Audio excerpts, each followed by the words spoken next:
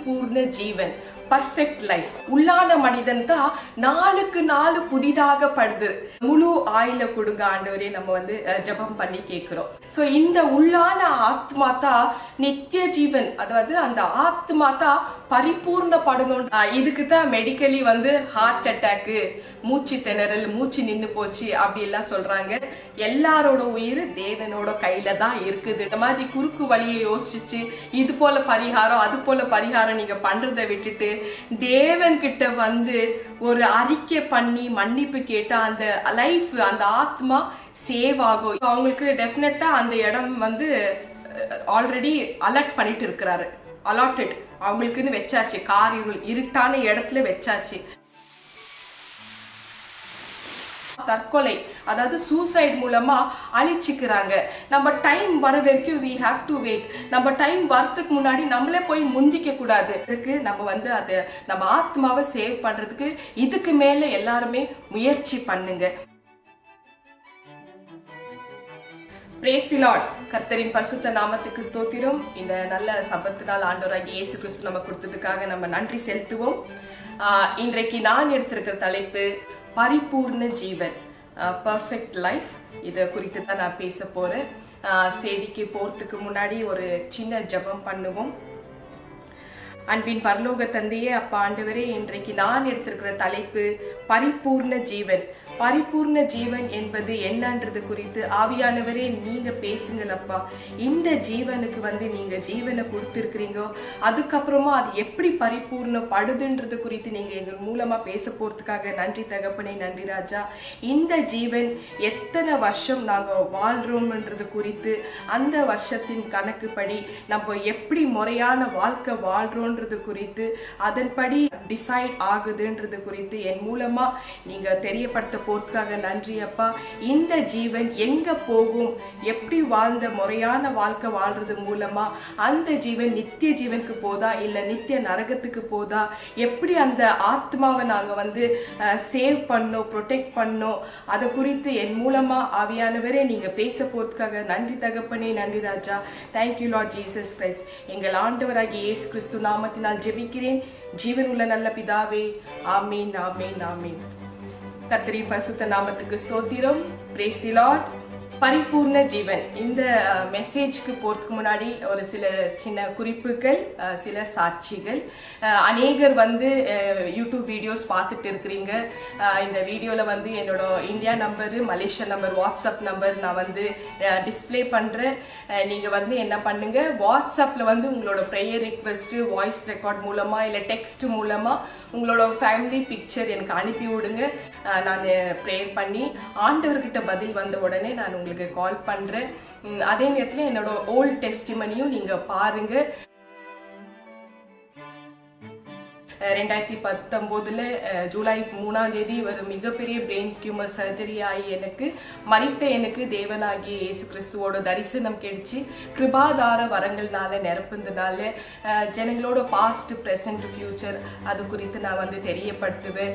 So என்ன பிரச்சனை என்னன்றது தெரியப்படுத்தி அவங்களுக்கு அதுக்கு அதுலேருந்து தப்பிக்கிறதுக்கு என்ன வழிகள்ன்றது நான் தெரியப்படுத்துறது மூலமா அநேக ஜனங்களுக்கு பிரயோஜனம் ஆயிட்டு இருக்கு. சிக்னஸ் ஹீலிங் ஆயிட்டு இருக்கு. பிசா தாக்கத்தில் பாதிக்கப்பட்ட ஜனங்களும் என் மூலமா ஆண்டவராகிய இயேசு கிறிஸ்து சம்பூர்ண விடுதலை கொடுத்துட்டு இருக்கிறாரு. அநேகர் இந்தியால இருந்து கால் பண்ணியிருந்தீங்க. அவங்களுக்கு என்னால அங்க வர முடியல. ஸோ ஆன்லைன் வீடியோ கால் மூலமா ஜெபம் பண்ணி அவங்களுக்கு அற்புதமா தேவாவியானவர் விடுதலை கொடுத்தாரு. நீங்க அங்க இருந்தே உங்களோட சாட்சிகள் விருப்பம் இருந்தா எங்களுக்கு வீடியோ மூலமா நீங்க ஷேர் பண்ணுங்க. அந்த சாட்சிகள் எங்க மெசேஜ்ல நாங்க ஷேர் பண்ணுவோம். இங்க மலேசியால நிறைய பேர் வந்திருந்தீங்க. ஃபோன்ல நான் பேசி ஜெபம் பண்ணியிருக்கிறேன். சிலர் பிசிக்கலா வந்திருந்தீங்க. எல்லாருக்குமே ஆண்டவர் அற்புதமா சுகம் கொடுத்திருக்கிறாரு. உங்களுக்கு முன்ன சாட்சிகள் நீங்க தெரியப்படுத்தணும்னு நினைச்சீங்கன்னா நீங்க தாராளமா தெரியப்படுத்துங்க. அது ஆண்டவர் அவரோட நாமத்தை மகிமை நம்ம படுத்துறோம். ஸோ ஒவ்வொரு தடவும் சாட்சிகள் ஆதார மூலமா அது வந்து அடுத்த தலைமுறைக்கு ஒரு பாடமா இருக்கும். தேவனோட குளோரியை தான் நம்ம தெரியப்படுத்துவோம் அடுத்த ஜெனரேஷன்ஸ்க்கு. தேவனாகி இயேசு கிறிஸ்து யாரு, எப்படி அவர் கிரியை செஞ்சுட்டு இருக்கிறாரு, எப்படி எல்லாம் அற்புதங்கள் செஞ்சுட்டு இருக்கிறாரு, அது அநேகருக்கு வந்து ஒரு சாட்சியாக இருக்கும். ஸோ அதனால முன்னாடி வந்து நீங்க சாட்சிகள் தாராளமா சொல்லுங்க. கர்த்தரின் பரிசுத்த நாமத்துக்கு ஸ்தோத்திரம்.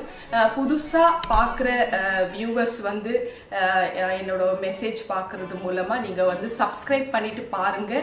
சப்ஸ்கிரைபர்ஸ்க்காகவும் நான் இங்கே ஜெபம் பண்ணிட்டு இருக்கிறேன். ஸோ ஒவ்வொரு விஷயத்துலையும் நீங்க வந்து எனக்கு தெரியப்படுத்துறது மூலமா ஆண்டவராகிய இயேசு கிறிஸ்து கிட்ட வந்து அந்த ரிக்வெஸ்ட்டை வைப்பேன். தேவ ஆவியானவர்கிட்ட பதில் வந்த உடனே நானே கால் பண்ணி உங்களுக்கு வந்து விஷயத்தை தெரியப்படுத்துறேன். கர்த்தரின் பரிசுத்த நாமத்துக்கு ஸ்தோத்திரம். இன்றைக்கு நான் எடுத்திருக்கிற தலைப்பு பரிபூர்ண ஜீவன், பர்ஃபெக்ட் லைஃப். ஸோ நிறைய பேருக்கு வந்து பூமியில வாழ்றக்குள்ளோ அது முழு ஆயில கொடுங்க ஆண்டவரே நம்ம வந்து ஜபம் பண்ணி கேட்குறோம். ஃபார் எக்ஸாம்பிள் வந்து மனுஷனோட வாழ்க்கை வந்து 120 வருஷத்தா பார்த்தீங்கன்னா அக்கார்டிங் டு தி ஸ்கிரிப்சர் தேவ ஆவியானவர் எனக்கு டீச் பண்ண விஷயத்த நான் ஒவ்வொரு மெசேஜில் நான் போட்டுட்டு இருக்கிறேன். ஒரு மனிதனோட வாழ்க்கை வந்து 120 வருஷம்ன்றது வந்து எனக்கு டியூட்டானமி 34:7 ஆண்டவராகிய இயேசு கிறிஸ்து தெரியப்படுத்தினாரு. அதே மாதிரி இயேசுப்பா வந்து 30ஆம் வயசுல வந்து பேப்டிசம் எடுக்கிறாரு.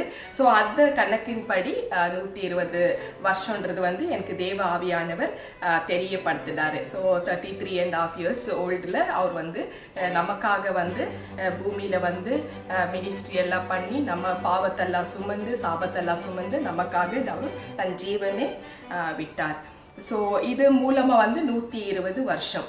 ஸோ அந்த ஜீவனை விட்ட நம்ம ஆண்டவராகிய இயேசு கிறிஸ்து 3ஆம் நாள் உயிர் தேர்தலாகி ஸோ ஒவ்வொருத்தருக்கும் அவர் வந்து ஜீவனை கொடுக்க அவர் வந்து விருப்பப்படுறாரு. இப்போ நம்ம இந்த 120 வருஷம் ஒரு சாம்பிள், ஒரு எக்ஸாம்பிளாக நம்ம வாழ்ந்துட்டு இருக்கிறோம். நம்மளோட நன்மை தீமைகளை வச்சு தான் டிசிஷன் எடுக்கிறாங்க பரலோகத்தில். ஸோ எந்த அளவுக்கு நம்ம நன்மையான காரியங்கள் பண்ணியிருக்கிறோம், எந்த அளவுக்கு தீமையான காரியங்கள் பண்ணியிருக்கிறோம். ஆனால் எக்லெசியஸ் 7ஆம் அதிகாரத்தில் 20ஆம் வசனத்தின்படி உலகத்தில், அதாவது பூமியில ஒரு மனிதனும் நீதிமான் கிடையாதுன்றது வந்து குறிப்பிடப்பட்டிருக்கு. ஸோ அப்படிப்பட்ட ஒரு சூழ்நிலையில வந்துதான் ஏசப்பா வந்து அந்த தேவாதி தேவனே மனு உருவ கொண்டு பூமிக்கு இறங்கி வராரு. நான் உங்களை பரிசுத்தமாக்குற கர்த்தர்ன்னு சொல்லிட்டு வந்தாரு. தன்னோட ஜீவனை வந்து கொடுத்து நமக்காக அவரு மரித்தாரு. ஸோ அந்த ரத்தத்தினால நம்ம கழுவப்பட்ட பேருக்கு நம்ம வந்து பரிசுத்தமாகிறோம். ஸோ ஏன்னா எல்லாமே உலகத்துல இருக்கிற அத்தனை பேரும் பாவிகள்ன்றது வந்து கிளியரா தெரியுது. ஸோ அதனால வந்து நம்ம எந்த ஒரு பாவம் செஞ்சாலும் உலகத்தில் உள்ள சகல பாவங்கள் செஞ்சாலும் சரி, ஆண்டவராகிய இயேசு கிறிஸ்து கிட்ட வந்து பாவ அறிக்கை பண்ணி அந்த அவரோட ரத்தத்துல நம்ம கழுவப்பட்ட பிறகு அந்த ஜலத்தினாலும் ஆவினாலும் முங்காவிட்ட பரலோக ராஜ்யம் நமக்கு திறக்காதுன்றது வந்து வேதத்துல எழுதியிருக்கு. ஸோ அவரோட ரத்தத்துல நம்ம வந்து கழுவப்படுறக்குள்ளோ, நம்ம அந்த வாட்டர்ல நம்ம முங்குறக்குள்ளோ we will die for our sins. So அதுலேருந்து எழுந்திச்சு வெளியில வரக்குள்ளோ we will live for righteousness. So இப்படிப்பட்ட ஒரு காரியத்துல வந்து நம்ம கவனம் செலுத்துறதுனால நம்ம ஆத்மா வந்து சேவ் ஆகுதுன்றது வந்து தேவ ஆவியானவர் தெரியப்படுத்தி இருக்கிறாரு. இப்ப வந்து பரிபூர்ண ஜீவனை பத்தி ஆண்டவராகிய இயேசு கிறிஸ்து நான் எனக்கு கத்து கொடுத்த ஒரு பாடத்தை வந்து நான் இன்னைக்கு எல்லாருக்குமே ஷேர் பண்றேன். எப்படி நம்ம ஆத்மாவை சேவ் பண்ணணும். ஸோ அது குறித்து ஒரு ரகசியம், தேவ ரகசியங்கள் வந்து நான் ப்ராக்டிக்கல் அனுபவத்தோடும் சில உண்மை சத்தியங்களோடும், யாரோட பேர் வந்து நான் மென்ஷன் பண்ண மாட்டேன், ஆனால் சத்தியத்தை தெரியப்படுத்துறது என்னோட கடமை. அப்படி நான் சொல்லலைனாக்கா தேவனோட மகிமைகளும் அவரோட வெளிப்பாடுகளுக்கு வந்து மீனிங்லெஸ்ஸாக இருக்கும். ஸோ அதனால தெரியப்படுத்தி தான் ஆகணும். தேவன் வந்து சொல்றாரு, நான் உங்களுக்கு ஜீவனை தருகிறேன்னு சொல்றாரு. இப்போ வந்து நீங்க எல்லாம் கேட்கலாம், ஜீவன்னா ஏற்கனவே நம்மளுக்கு ஜீவன் கொடுத்து நம்மளை வந்து இந்த பூமியில வாழ வச்சுட்டு இருக்கிறாரு, எதுக்கு ஜீவன் நீங்க கேட்கலாம். நம்ம ஆதார வசனம் பார்ப்போம். ப்ராவர்ப்ஸ் 3ஆம் அதிகாரத்துல 22ஆம் வசனம், ஆத்மாவுக்கு ஜீவன் சொல்லி எழுதியிருக்கு. வாசிப்போம். அல்லேலூயா. அவைகள் உன் ஆத்மாவுக்கு ஜீவனும் உன் கழுத்துக்கு அலங்காரமுமாய் இருக்கும். ஆமென். சோ இதுக்கு வந்து ஆத்மாவுக்கு ஜீவனை கொடுக்கறதுக்கு தான் அவர் வந்திருக்கிறாருன்னு சொல்லிட்டு இந்த வசனத்துல தெரியப்படுத்துறாரு. அதாவது உங்களுக்கு நான் ஜீவனை தரத்து தான் வந்திருக்கிறேன்னு சொல்லி ஏசப்பா வந்து தெரியப்படுத்துறாரு. சோ இப்ப வந்து ஆத்மாவுக்கு ஜீவன். நிறைய பேருக்கு ஆத்மானாலே என்னன்னு தெரியல. நான் மனுஷனா இருக்கிறேன் அவ்வளவுதான். ஆனா அந்த உள்ள வந்து ஒரு ஆத்மா இருக்கிறதுன்ற குறித்து இன்னைக்கு வந்து கொஞ்சம் விவரமா நம்ம டீட்டெயிலா போகலாம். ஒரு மனிதனுக்குள்ள ரெண்டு மனிதன், அதாவது புறம்பான மனிதன். இப்ப என்ன பார்த்துட்டு இருக்கிறீங்க பாருங்க, நான் புறம்பான சுமிதா. எனக்குள்ள ஒரு மனிதன் இருக்கிறார், அதாவது இன்னர் மேன். சோ அதுதான் உள்ளான மனிதன். சோ அந்த இன்னர் மேனோட தோற்றம் எப்படி இருக்குன்னாக்கா, நான் எப்படி இருக்கிறேனோ அதே போலதான் என்னோட ஆத்மாவும் இருக்கும்.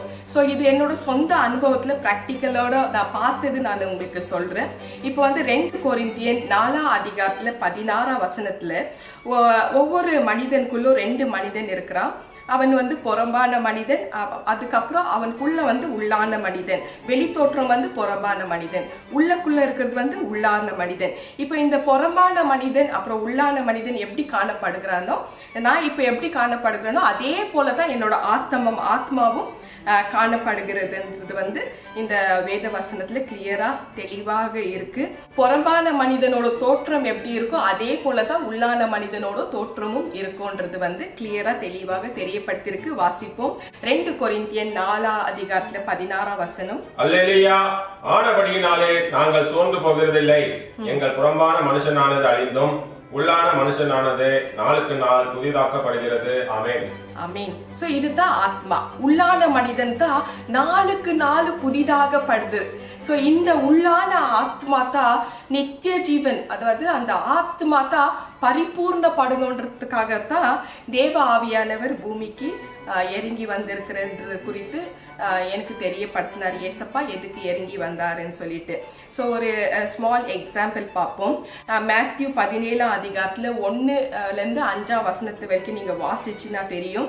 தேவகுமாரனாகிய இயேசு மறுரூப மலையில இருக்கிறார். இப்போ அவருடைய முகம் வந்து அவ்வளோ பிரகாசமாக ஜொலிக்கிறது. அதுக்கப்புறம் வந்து அவர் அங்க நின்றுட்டு இருக்கிறக்குள்ள மோசையும் எலியாவும் வானத்துல இருந்து அப்படியே இறங்கி வராங்க. எலியா வந்து மாம்சத்திலையும் எலும்புலையும் சதையிலையும் இருப்பாரு. அதுக்கப்புறம் இந்த பக்கம் வந்து மோசே வந்து ஆத்மால நின்றுட்டு இருப்பாரு. இந்த படிப்பறிவே இல்லாத பீட்டர் வந்து பேதுரு அந்த பார்த்த உடனே ஈஸியா அவரால் கண்டுபிடிக்க முடிஞ்சது எலியா எப்படி இருந்தாரு, மாம்சத்திலையும் எலும்புலையும் சதையிலையும் இருந்தாரு. அதே மாதிரி மோசைய பார்த்த உடனே மோசை வந்து உடல்ல எப்படி இருந்தாரோ அதே போலதான் அந்த ஆத்மால இருந்ததுனால he can easily கண்டுபிடிக்க முடிஞ்சது. இதுதான் மோசே, இதுதான் எலியான்னு சொல்லிட்டு. ஸோ இது போலதான் நம்மளோட ஆத்மா வந்து இப்படி இருக்கும். நம்ம புறம்பான மனிதன் எப்படி இருந்தாங்களோ அதே மாதிரி தான் நம்ம ஆத்மா அதே மாதிரி இருக்கும்ன்றது குறித்து இதுல வந்து சொல்லப்பட்டிருக்கு. உள்ளான மனிதன் எப்படி இருக்கிறானோ அதே போலதான் புறம்பான மனிதன் இருப்பான்றது. அப்படி உள்ளான மனிதனோட ஒரு தோற்றம் வந்து எப்படி இருக்கும்ன்றது வந்து என்னோட பிராக்டிக்கல் அனுபவத்துல நான் சொல்றேன். ஜூலை 3 வந்து எனக்கு பிரெயின் டியூமர் சர்ஜரி நடந்தது. கரெக்டா 2 PM நான் வந்து இந்த வீடியோலயே என்னோட டியூமர் கட்டியை நான் வந்து இதுல போடுறேன். ஒரு ஸ்டீல் பவுல்ல சதை, ரத்தம் இல்ல சதை. அதுக்கப்புறம் வந்து ஒரு பிளாஸ்டிக் கண்டெய்னர், பெரிய பிளாஸ்டிக் கண்டெய்னர், 2 பிளாஸ்டிக் கண்டெய்னர் இருந்தது. அது 3 வந்து ஃபுல்லா இருந்தது. அவ்வளோ டியூமர் இந்த தலையில 1 கிலோக்கு மேல. அந்த காட்சியை மட்டும் இதுல நான் டிஸ்பிளே பண்றேன்.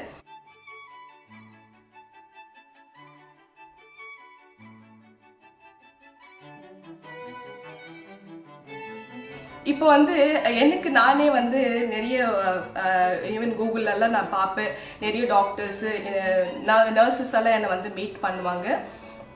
அவங்க தெரியப்படுத்துனது என்னன்னாக்கா, மூளையில வந்து 100 பில்லியன் நர்வ்ஸ் ஷெல்ஸ் எல்லாம் இருக்கு. ஸோ வாய்ப்பே இல்லை. இப்படி ஒரு நீங்கள் ஒரு மிராக்கல் தான். ஒரு நாள் சர்ஜரி, 2வது நாள் ICU, 2 நாள் வார்டு, 5th டே டிஸ்சார்ஜ் ஆகி வந்துட்டேன். தலையில் வந்து மோர் தென் 50 ஸ்டிச்சஸ்க்கு மேலே உயிரோடு இருக்க வாய்ப்பே கிடையாது. ஸோ அது போல் ஒரு சூழ்நிலையில் வந்து 2 மணிக்கு நான் வந்து என்னோட ஸ்பிரிட் வெளியில் வந்துச்சு, அதாவது என்னோட ஆத்மா வெளியில் வந்துடுச்சு. நான் என்னோட பாடியை நானே பார்க்குறேன். தலையை வந்து ஓப்பன் பண்ணி வச்சிருக்கிறாங்க. அந்த ஸ்டீல் பவுல்ல கியூமர் கட்டி எடுத்து வச்சிருக்கிறாங்க. எல்லாமே வார்த்தைனால இல்லைங்க, எல்லாம் வித் டாக்குமெண்ட் ரெக்கார்டு, சயின்டிஃபிக் ரெக்கார்டோட இதுல வந்து இருக்கு.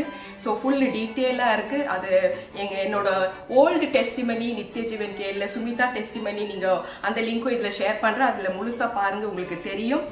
அது போல வந்து என்னோட ஆத்மாவே நானே, என்னோட ஆத்மால இருந்து நானே என்னோட பாடியை பார்க்குறேன்.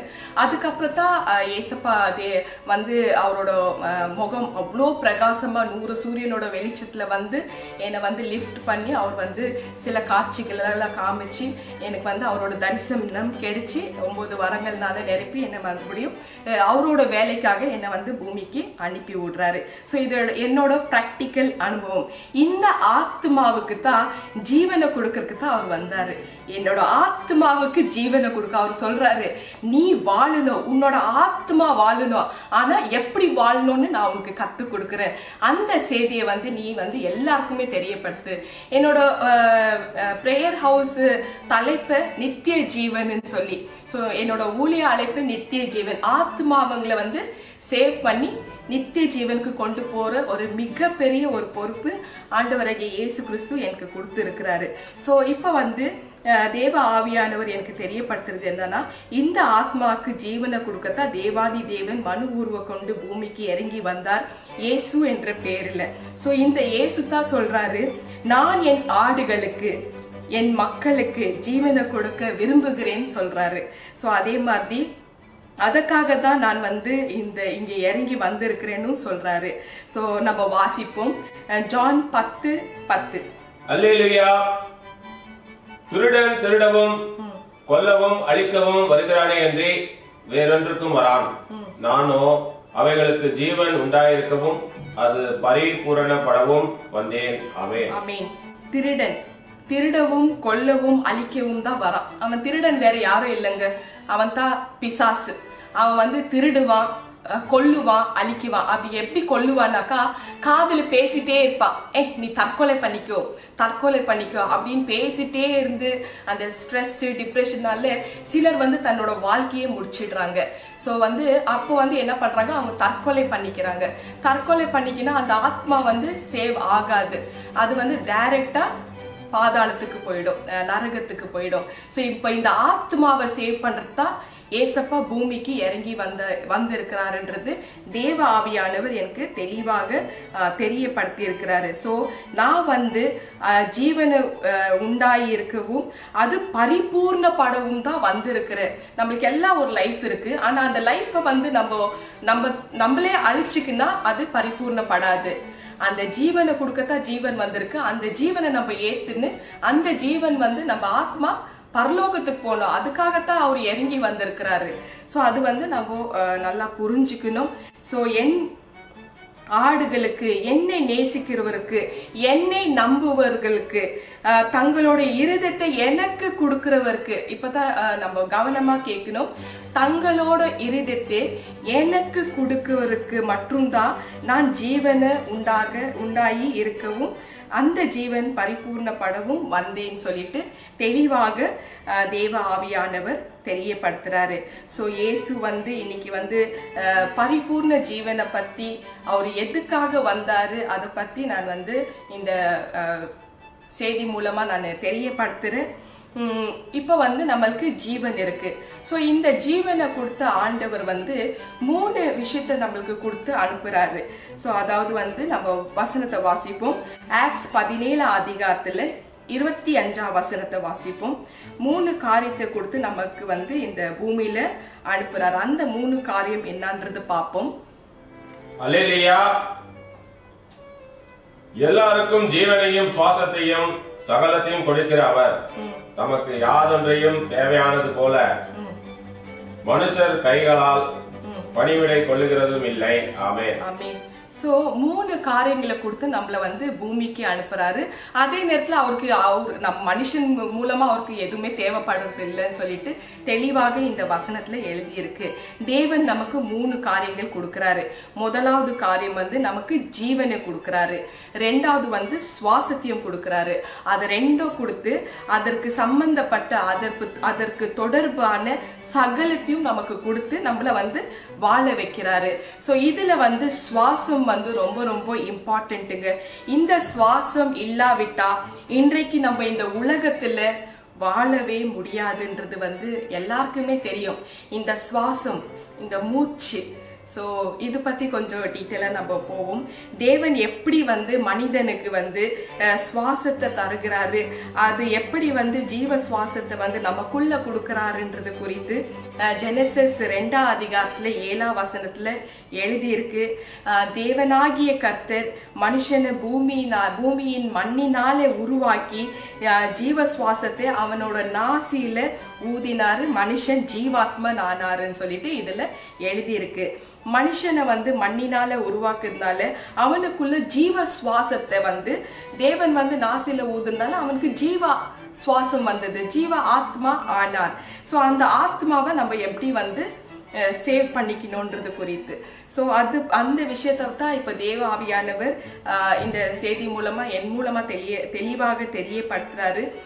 தேவன் வந்து மனுஷங்களுக்கு மட்டுமே கிடையாதுங்க, எல்லா மனிதர்களுக்கும் சரி, எல்லா ஜந்துக்களுக்கும் சரி, ஊரு பிராணிகளுக்கும் சரி, பறவைகளுக்கும் சரி ஜீவ சுவாசத்தை வந்து அவர் வந்து கொடுத்து வாழ வைக்கிறாருன்றது ஜெனசிஸ் 7ஆம் அதிகாரத்துல 15 வசனம் 22ஆம் வசனத்துல எழுதியிருக்கு.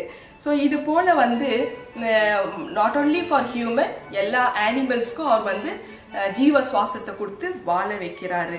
ஸோ இப்போ இந்த ஜீவ சுவாசம் வந்து நமக்குள்ள வந்ததுனால நம்ம ஜீவாத்மா ஆனோம். ஸோ இந்த ஆத்மாவுக்கு ஜீவனை கொடுக்கறத ஏசப்பாவே வந்திருக்கிறாரு. அப்போ அந்த ஆத்மாவை நம்ம எப்படி சேவ் பண்ணணுன்றது வந்து அப்படி எப்படி சேவ் பண்ண அது பரிபூர்ணப்படுதுன்றது வந்து இந்த மெசேஜ்ல உங்களுக்கு தெளிவாக கிளியராக தேவ ஆவியானவர் என் மூலமா எக்ஸ்பிளைன் பண்ண போறாரு.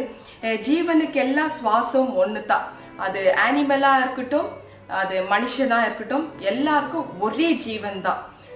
வசனம் வாசிப்போம். எக்லேசியஸ் 3ஆம் அதிகாரத்துல 19ஆம் வசனம், பிரசங்கி 3ஆம் அதிகாரம் 19ஆம் வசனம். அல்லேலூயா. மனுபுத்திரருக்கு சம்பவிக்கிறது மிருகங்களுக்கும் சம்பவிக்கும், அவர்களுக்கும் இவைகளுக்கும் ஏக சம்பவம் உண்டு. இவைகள் சாகிறது போலவே அவர்களும் சாகிறார்கள். ஜீவன்களுக்கெல்லாம் சுவாசம் ஒன்றே, மிருகத்தை பார்க்கிலும் மனுஷன் மேன்மையுள்ளவன் அல்ல, எல்லாம் மாயையே. ஆமென். ஸோ எல்லா சுவாசம் ஒண்ணுதான்றது வந்து வெரி கிளியரா தெளிவாக தெரியப்படுத்தியிருக்கிறாரு.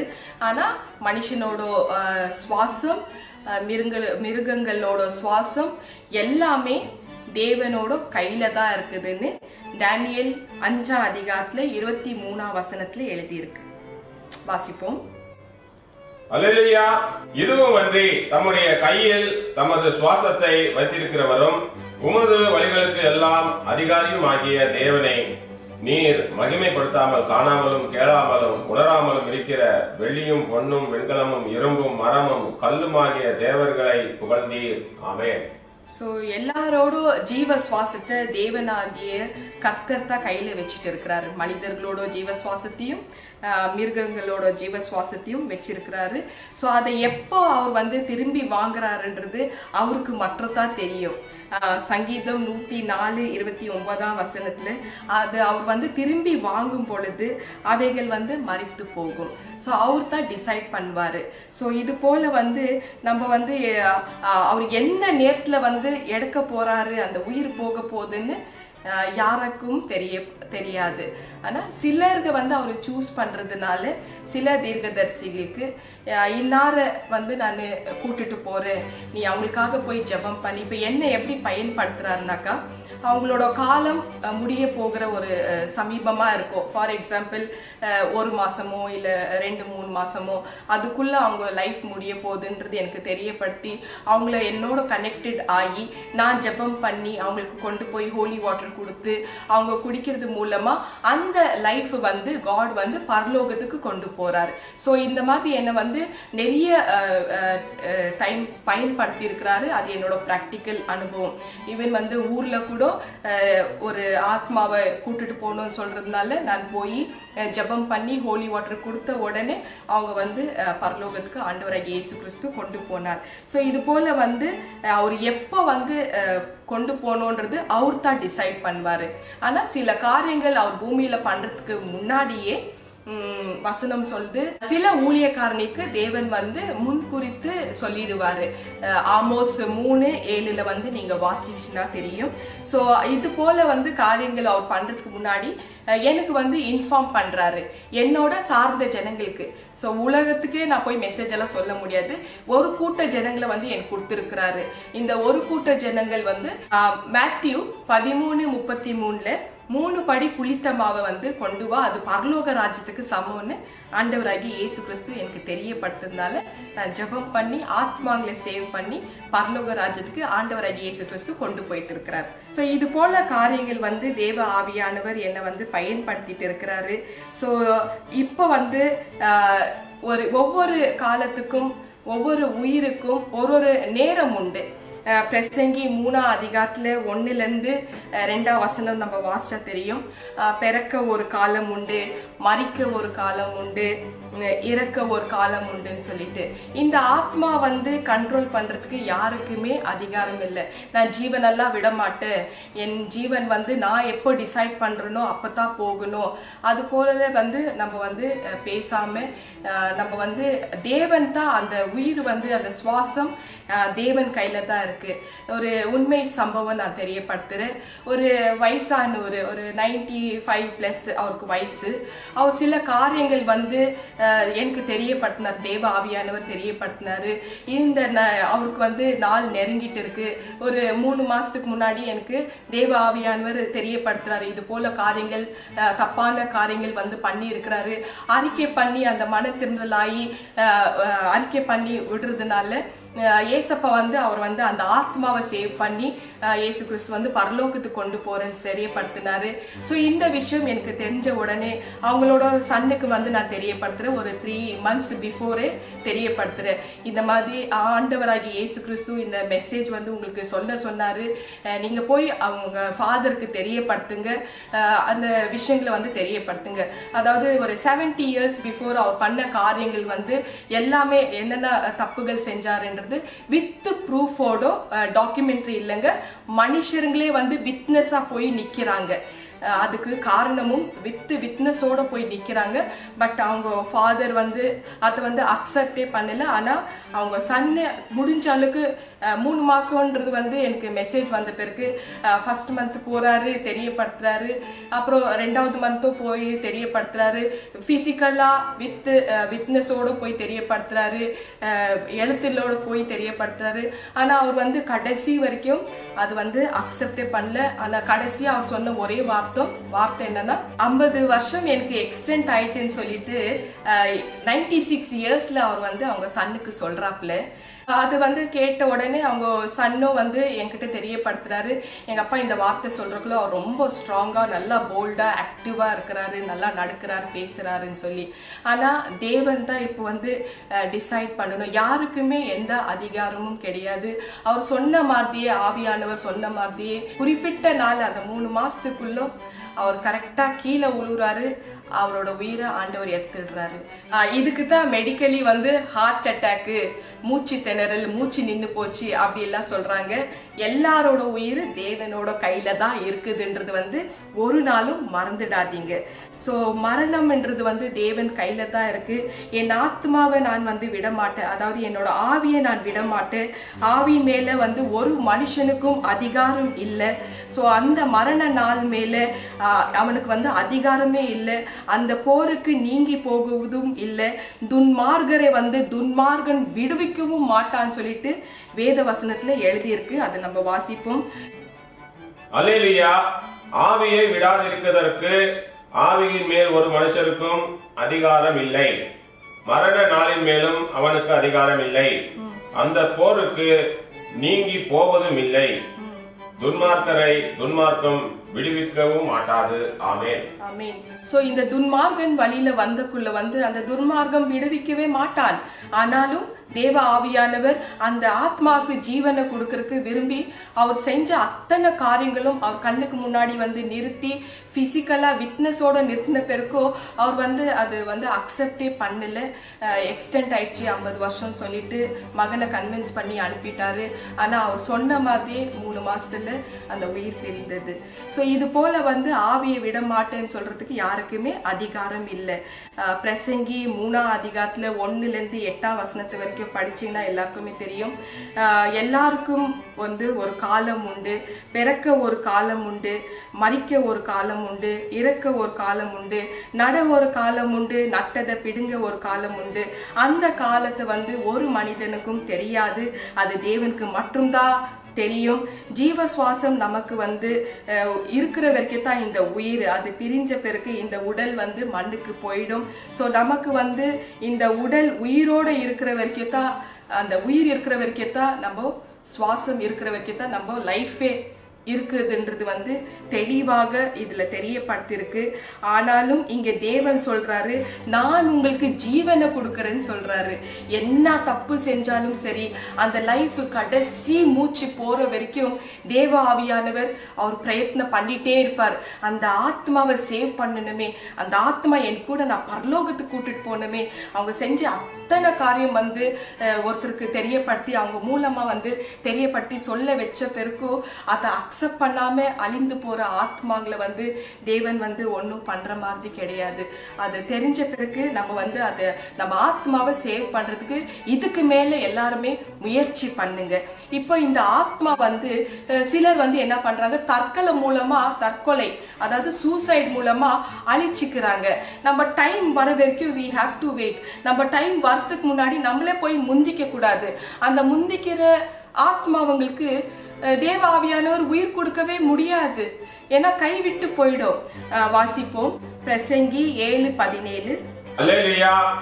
மிஞ்சின துஷ்டனா இராதே, அதிக பேதையுமா இராதே, உன் காலத்துக்கு முன்னே நீ ஏன் சாக வேண்டும். வேற ரொம்ப தெளிவா கிளியரா சொல்லி இருக்கிறாரு. சோ அதனால நம்ம காலத்துக்கு முன்னாடியே எதுக்கு நம்ம தற்கொலை பண்ணிக்கணும்? அவர் தான் எல்லாத்துக்குமே ஒரு காலம் வச்சிருக்கிறாரு. அந்த காலம் வரைக்கும் நம்ம ஏன் வாழக்கூடாது? அந்த வாழ்க்கை நம்ம ஏன் அந்த வாழ்க்கை முழுசா வாழ்ந்துட்ட பிறகு நம்மளோட வாழ்க்கை பரலோகத்துக்கு போன பிறகு, நம்மளோட ஆத்மா பரலோகத்துக்கு போற பிறகு கோடிக்கணக்கான வருஷம் நம்ம நித்தியமா எட்டர்னல் லைஃப்ல நம்ம வாழ்ந்துட்டு இருக்க போறோம். ஏன்னா ஆத்மாவுக்கு உயிர் இருக்கு. அதை நான் பிராக்டிக்கலா பார்த்திருக்கிறேன். என்னோட பாடி மரித்து போயிருக்கு 2 மணிக்கு ஜூலை 3, 2019. ஆனா என் ஆத்மாவுக்கு உயிர் இருக்கு. ஸோ அந்த ஆத்மா என் மறுபடியும் 3 PM என்னோட பாடியில வந்தக்குள்ளதான் அது ஃபங்க்ஷனே ஆரம்பிச்சிச்சு. ஸோ எல்லாத்துக்குமே ரிப்போர்ட்டோட இருக்கு. ஸோ அது மாதிரி என்னோட ப்ராக்டிக்கல் அனுபவம். ஆனால் சயின்ஸுக்கு இதெல்லாம் தெரியாது. ஸோ அவங்க ஹார்ட் அட்டாக் அது போல சில அநேக விஷயங்களை தெரியப்படுத்துறாரு. ஆனால் தேவன் கையில தான் ஒவ்வொரு உயிரும் இருக்குதுன்றது நம்ம மறந்துடக்கூடாது. இப்போ இந்த உள்ளான மனுஷன், அதாவது என்னன்னா இந்த உள்ளான ஜீவனுக்கு ஆத்மாவுக்கு ஜீவனை கொடுக்கத்தான் ஏசப்பா பூமிக்கு இறங்கி வந்தாரு. எதற்கு ஜீவன்? ஆத்மாவுக்கு எதற்கு ஜீவன்? இந்த ஜீவன் ஏன் நாக்கா கொடுக்க வந்திருக்கிறான்னா, இந்த ஆத்மா தேவனோட பார்வையில செத்ததா இருக்கும்ன்றது தேவ ஆவியானவர் எனக்கு தெரியப்படுத்தினாரு.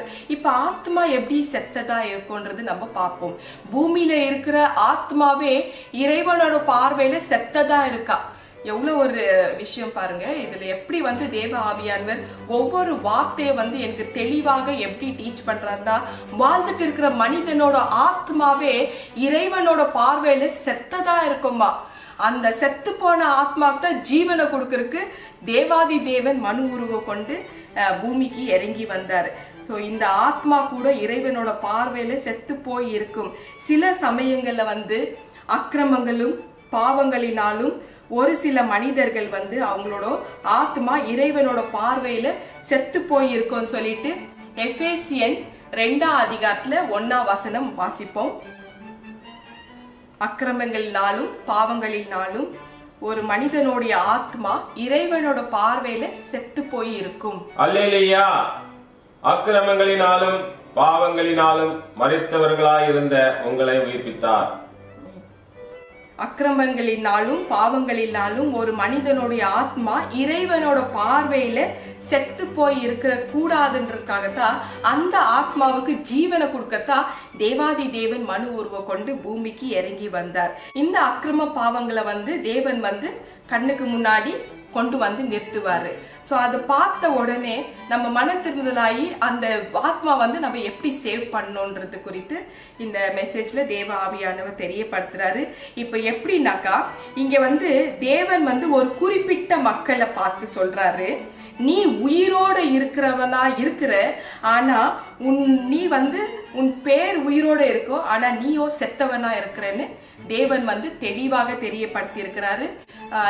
ரெவல்யூஷன் வெளிப்படுத்தின விசேஷம் 3ஆம் அதிகாரத்துல 1ஆம் வசனம், ஒரு குறிப்பிட்ட மக்களை பார்த்து நீ உயிரோட இருக்கிறேன் என்று பேர் பெற்று இருந்தாலும் நீ செத்து போனதா இருக்கிற, அதாவது தேவனோட பார்வையில நீ செத்து போய் இருக்கிறேன்னு சொல்லிட்டு உனக்கு பேர் இருக்கும், ஆனா நீயோ செத்து போய் இருப்பேன்னு சொல்லிட்டு தேவன் தெரியப்படுத்துறாரு.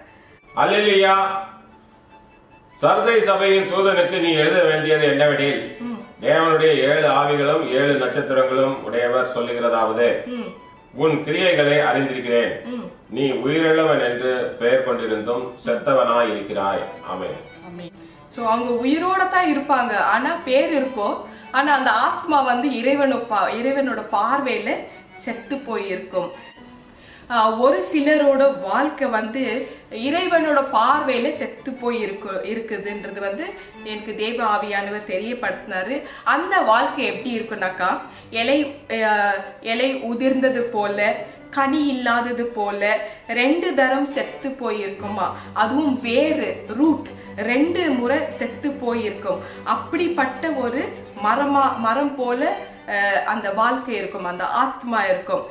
வெளியில் மரம் நல்லா தான் இருக்குமா, நல்லா காணப்படும், ஆனாலும் அது இலை உதிர்ந்தது போல இருக்கும், கனி இல்லாதது போல இருக்கும், வேறோ 2 முறை செத்து போனதா இருக்கும்ன்றது ஜூடா 1ஆம் அதிகாரத்துல 12-13 வாசிப்போம். வாழ்க்கை வாழ்றதுக்குள்ளவே இறைவனோட பார்வையில அந்த ஆத்மா செத்து போயிருக்கும். பிகாஸ் ஆஃப் அக்கிரமம் பாவங்கள் பண்ணிட்டு அதை அக்செப்ட் பண்ணாமையே மரித்து போற ஆத்மாங்க உயிரோட இருக்கிறக்குள்ள பேர் இருக்கும், ஆனா ஆத்மா செத்து போயிருக்கும். அல்லேலூயா. இவர்கள் உங்கள் அன்பின் விருந்துகளில் கரைகளாயிருந்து பயமின்றி கூட விருந்துண்டு தங்களை தாங்களே மேய்த்துக் கொள்ளுகிறார்கள். இவர்கள் காற்றுகளால் அடியுண்டோடுகிற தண்ணீரற்ற மேகங்களும் இலையிலிருந்து கனியற்ற 2 தரம் செத்து வேறற்று போன மரங்களும் தங்கள் அவமானங்களை நுரை தள்ளுகிற அமளியான கடல் அலைகளும் மார்க்கம் தப்பி அலைகிற நட்சத்திரங்களுமாய் இருக்கிறார்கள். இவர்களுக்காக என்றென்றைக்கும் காரிருளே வைக்கப்பட்டிருக்கிறது. ஆமென். ஸோ இது போல இறைவனோட பார்வையில 2 முறை அந்த ஆத்மா செத்து போய் இருக்கும். அதாவது இந்த வாழ்க்கை வாழ்றதுக்குள்ள ஒரு தடவை செத்துடும், அதுக்கப்புறமா டைரக்டா அது நரகத்துக்கு போன பிறகு அது செத்து போயிருக்கும். ஸோ 2 முறை செத்து போயிருக்கும். அந்த ஆத்மாவுக்கு வாழ்றதுக்குள்ளவே நல்வழியை காமிச்சு உயிரை கொடுக்கறதுக்கு தான் தேவாதி தேவன் மனு உருவ கொண்டு இறங்கி அந்த ஆத்மாவுக்கு ஜீவனை கொடுத்து பரலோகத்துக்கு நித்திய ஜீவன்ல கொண்டு போற பிறகு தான் அது பரிபூர்ணப்படுது. இந்த பூர்ண லைஃப் பரிபூர்ண லைஃப் உண்டான அர்த்தம் இதுதான். ஒரு உண்மை சம்பவத்தை நான் சொல்றேன். இங்க ஒரு சகோதரியோட அம்மா, அவங்க அவங்களோட ப்ரேயர் ரிக்வெஸ்ட் வருது, அம்மாக்கு ஜெபம் பண்ணுங்க. அம்மாக்கு சில வருஷமா ஒரு டெட் ஸ்பிரிட் அட்டாக் பண்ணி அவங்க கிட்ட பேச ஆரம்பிக்குது. பிள்ளைங்கெல்லாம் பயப்படுறோம், அவங்க ஒரே பயங்கரமான கூச்சல் போடுறாங்களா, ராத்திரியில கூச்சல் போடுறாங்களா, ராத்திரியில வெளியில நடந்து போறாங்களா, அந்த பிசாசு அவங்களுக்குள்ள புகுந்து பேசிட்டு இருக்கா, பழி வாங்காம நான் விட மாட்டேன்ற மாதிரி ஒரு பேசி அந்த ஆவி பிடிச்சி அவங்க அம்மாவை தாக்கிட்டு இருக்கு. ஸோ இந்த ஒரு ப்ரேயர் ரிக்வெஸ்ட் எனக்கு வந்ததுனால எனக்கு நான் தேவன் கிட்ட நான் இந்த ரிக்வெஸ்ட் வைக்கிறேன். அவரு வந்து பாஸ்டுக்கு கொண்டு போறாரு, அதாவது அந்த தாயோட அப்பாக்கு கொண்டு போறாரு. இப்போ அந்த அப்பா வந்து ஒரு 70 இயர்ஸ் பிஃபோர், அவர் இப்போ கூட இப்போ இருக்கிறார் அவரு. ஸோ 70 இயர்ஸ் பிஃபோர் வந்து அவரு வந்து பெரிய கோயில் பூசாரி. அவரு நல்ல பேர் இருக்கு அவருக்கு, பெரிய கோயில் பூசாரி. இந்த பூஜைகள் பண்றது, மந்திரங்கள் பண்றது, அவர் பேர் ரொம்பவே ஃபேமஸான ஒரு பூசாரி. ஸோ இப்படி வந்து ஒரு பேர் வந்த ஒரு அப்பா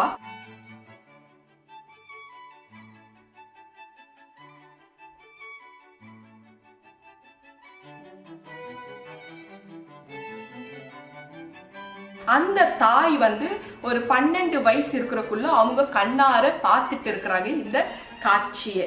ஸோ அந்த டெட் ஸ்பிரிட் தான் இவங்களுக்குள்ள வந்து அன்னைக்கு அட்டாக் ஆனது. ஸோ இன்னைக்கு வரைக்கும் அது வந்து பேசிட்டு இருக்குதுன்றது வந்து எனக்கு தேவ ஆவியானவர் தெளிவாக தெரியப்படுத்தினாரு. ஸோ இப்போ வந்து அவங்க தாயை வர வச்சு இந்த சத்தியத்தை நான் வந்து தெரியப்படுத்தினேன், இதுதான் நடந்து இருக்குதுன்னு. ஸோ ஜெபம் பண்ணி அந்த ஆத்மாவை வந்து அவங்க கிட்ட இருந்து ஆவியானவர் என் மூலமா வந்து எரிச்சு சாம்பலாகி மாத்திட்டாரு. இப்போ நான் அவங்களுக்கு ஒரே ஒரு விஷயத்தை தெரியப்படுத்தினேன், இது போல காரியங்கள் பண்ணாலும் உங்க அப்பாவை வந்து ஆண்டவராகி இயேசு கிறிஸ்து மன்னிக்க வல்லவரா இருக்கிறாரு. நீங்க போய் உங்க அப்பாவுக்கு தெரியப்படுத்துங்க. அவரு வந்து ஒரு 90+ ஏஜ் ஆயிருக்கு. நீங்க போய் தெரியப்படுத்துங்க இந்த விஷயத்த. ஒரு தெரியாத நபர் வந்து உங்களை பத்தி அவ்வளோ டீட்டெயிலா தெரியப்படுத்துறாங்கன்னா, ஏன்னா அவங்க அம்மா இதுக்கு விட்னஸா இருக்கிறாங்க, ஏன்னா கண்ணார பார்த்து இருக்கிறாங்க, ஒத்துக்குனாங்க. இப்ப அவங்க அப்பாக்கு போய் தெரியப்படுத்துறாங்க. சங்கீதம் 50 அதிகாரத்துல 21 வசனத்துல வந்து எழுதி இருக்கிற மாதிரி, நீ செஞ்ச பாவங்களை உன் கண்ணுக்கு முன்னாடி ஒரு நாள் வந்து கொண்டு வந்து நிறுத்துவே. அது போல வந்து என்ன ஆஃப்டர் 70 இயர்ஸ்க்கு அப்புறம் என்னை பயன்படுத்தி இந்த விஷயத்த வந்து தெரியப்படுத்துறாரு. இப்போ அவங்க அப்பாவோட ஆத்மா நான் வந்து சேவ் பண்ணேன், ஏன்னா அவரோட காலம் நெருங்கிட்டு இருக்கு. இப்போ இந்த தாய் போய் அவங்க அப்பா கிட்ட சொல்றாங்க. அதுக்கு அவர் வந்து அவரு கோயில் பூசாரி, ஏசப்பா பத்தி அந்த அளவுக்கு வந்து பிலீவ் இல்லை. அவர் வந்து அதுக்கு உண்டான பரிகாரம் ஒரு வழியை சொல்லி அனுப்புற. இது வந்து பாவ அறிக்கை பண்ணி அவரோட ரத்தத்துல கழுவப்பட்ட பிறகு அவர் வந்து மொத்த உலகத்துல உள்ள சகல பாவங்கள் தேவன் வந்து மன்னிக்கிற வல்லவரா இருக்கிறாரு, அவர் மன்னிச்சிடுவாரு. ஸோ அந்த ஆத்மா வந்து சேவாகும், பரலோகத்துக்கு கொண்டு போறேன்னு சொல்லி இருக்கிறார் காட்னு சொல்லிட்டு அவங்களுக்கு தெளிவா தெரியப்படுத்தினேன். அதுக்கு அவர் சொன்ன பதில் என்னன்னா, அந்த பரிகாரத்துக்கு நான் வந்து பலி கொடுக்குறேன். என்ன பலி கொடுக்குறேன்னா, கருப்பு கோழியை பலி கொடுக்குறாரா, கருப்பு ஆட்டுக்குட்டியை பலி கொடுக்குறாரா. ஸோ அது போல பரிகாரத்தை பண்ணி என்னால் வந்து நான் வாழ முடியும் அப்படின்னு சொல்லி அனுப்பிட்டாங்க அவங்க தாயே. இந்த மெசேஜ் எனக்கு கொடுத்தாங்க. ஸோ இப்போ வந்து தேவன் தான் அவங்கள வந்து டிசைட் பண்ணணும். இப்போ வந்து இந்த பேர் உயிரோடு இருந்தாலும் அந்த வந்து ஆத்மா வந்து இறைவனோட பார்வையில் செத்து போயிருக்கும். அதாவது இலை உதிர்ந்த கனியா மரமா இருக்கும், கனி இல்லாத ஒரு மரமா இருக்கும், வேறும் 2 முறை செத்து போயிருக்கும், அதாவது காஞ்சி போயிருக்கும். ஸோ வெளியில வந்து புறம்பான மனுஷன், அவர் பெரிய பூஜாரி, நல்ல பேர் இருக்கு, ஃபேமஸான பேரு, ஆனா ஆத்மாவோ செத்து போயிருக்கு. வழி சொல்லி அனுப்புனாலையும் அது ஏத்துக்கிற மாதிரி இல்லை. ஸோ இப்போ வந்து இது போல காரியங்களுக்கு வந்து தேவன் வந்து he will decide. ஸோ பரிபூர்ணப்படணும்னா, அந்த ஜீவன் பரிபூர்ணப்படணும்னா பாவ அறிக்கை பண்ணி தான் செஞ்சதெல்லாம் மன்னித்து ஆண்டவர் வந்து விருப்பப்படுறாரு, ஜீவனை கொடுக்கறதுக்கு தான் அவரு வந்து இருக்கிறாரு. பரிசுத்தமாய் காணப்படுற அந்த மனிதன் இறைவனோட பார்வையிலோ செத்து போயிருக்கிறாரு. ஸோ இந்த செத்து போன மனிதனுக்கு தான் ஜீவன் அவசியம்ன்றது ரொம்ப ரொம்ப இம்பார்ட்டன்ட்.